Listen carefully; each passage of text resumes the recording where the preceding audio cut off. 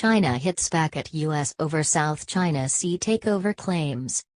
Beijing warns White House to tread carefully after Rex Tillerson likens island building to Russia's taking of Crimea.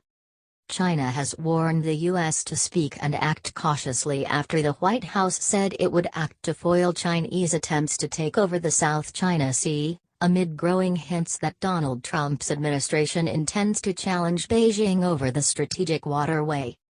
At a press conference in Beijing on Tuesday, the Foreign Ministry spokesperson, Hua Chunying, urged Washington to tread carefully to avoid harming the peace and stability of the South China Sea.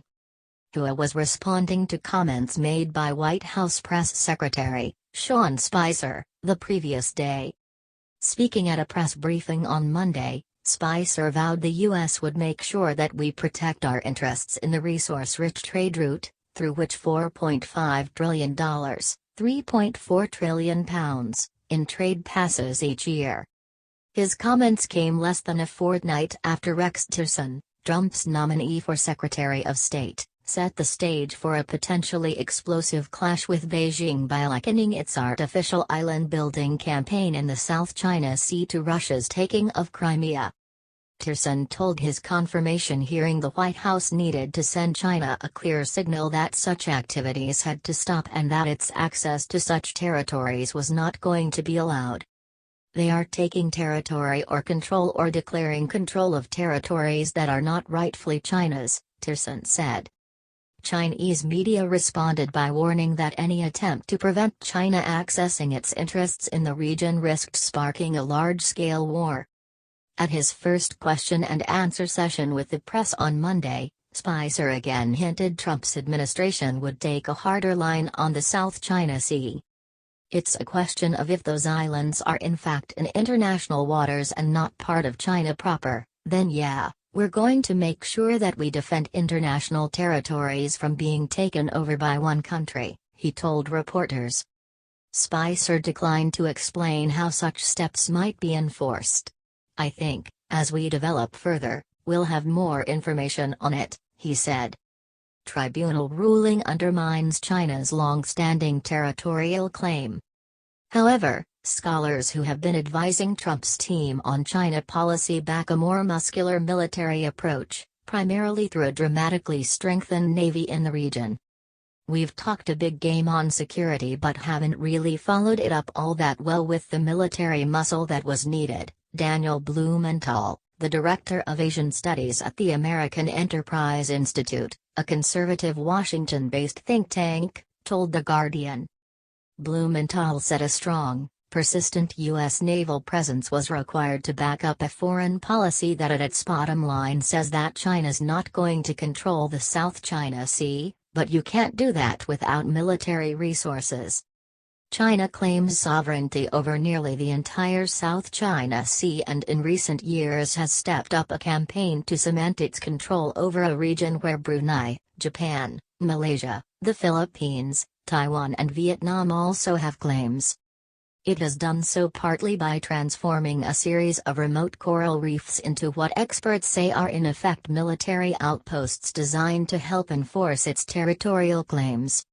Last month, a U.S. think tank said significant weapons systems, including anti-aircraft and anti-missile system, had been deployed on China's artificial islands. Beijing claims it has no intention of militarizing the islands. Blumenthal said he believed there was now broad bipartisan support for trying to stem this expansionism, which is leading to effective Chinese control over the South China Sea. In July 2016, a judgment by an international tribunal in The Hague came down overwhelmingly in favor of claims by the Philippines to rocky outcrops in the South China Sea, a verdict disputed by Beijing. If indeed, the artificial islands are not sovereign territory, and we don't recognize them as so, and the region doesn't recognize them as so, and The Hague didn't recognize them as so, then there are all sorts of activities, up and down an escalation ladder, that the United States could take should we want to in terms of Chinese encroachment, Blumenthal said. Critics believe such moves would spark a furious reaction from Beijing and throw U.S.-China ties into turmoil. This administration is shaping up to be the most hawkish administration against China in living memory, and this is not the recipe for great power stability, it is a recipe for great power friction, said Ashley Townshend, a South China Sea expert from the University of Sydney's United States Studies Center.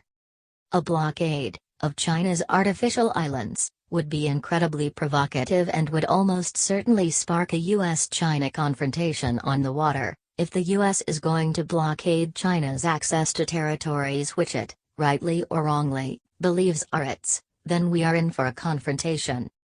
More likely, Townshend said, was that Trump would order the stepping up of freedom of navigation and overflight operations, which have come increasingly close to features in the South China Sea claimed by China.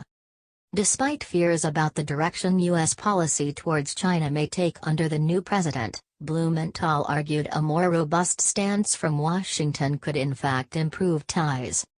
My own view, and my own experience in government, is that when you are very clear with China about what your national interests are and what you are going to do in the region, they become very clear as well and say, you know what, we're going to stop pushing and the relationship in certain areas can improve.